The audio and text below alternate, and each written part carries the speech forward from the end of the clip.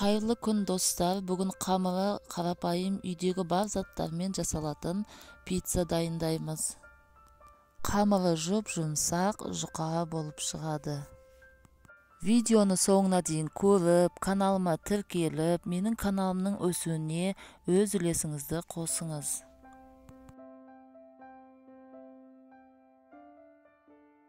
Ыдысымызға жылы суымызды, өсімдік майын құямыз.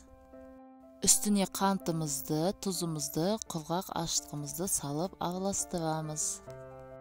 Ұнымызды аз-аздан салып, осылай қасықпен араластырып, жұмсақ қамыр илейміз. Қалған ұнды салып, қолымызбен илейміз. Қолымызға сұйық май жағып, қамырымыздың басын біріктіреміз.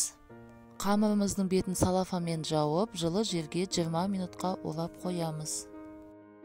Шұжығымызды, қызанағымызды өз қалауымыз бойынша турап дайындаймыз. Ірімшікті үкіштен өткіземіз.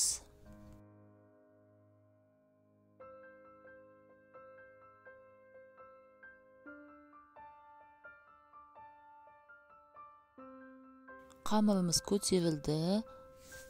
Духовканың табағын сәл майлап, осылай қолмен қамырымызды жұқалап жайып шығамыз.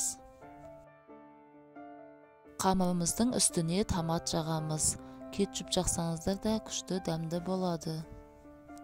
Үстіне қызанағымызды, шұжығымызды саламыз.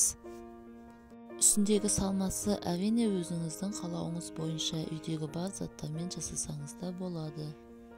Пешімізді 220 градусқа қыздырып, 15 минут пісіреміз.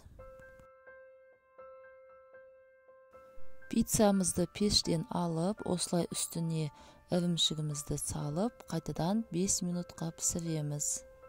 Ірімшігіміз сонда жұмсақ болып шығады. Мінеки достар, біздің пиццамыз дайын.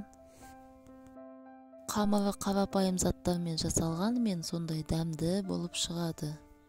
Аяқ асты үйге қонақ келіп қалғанда, пісіріп столға қойып жүрсеңіз де болады.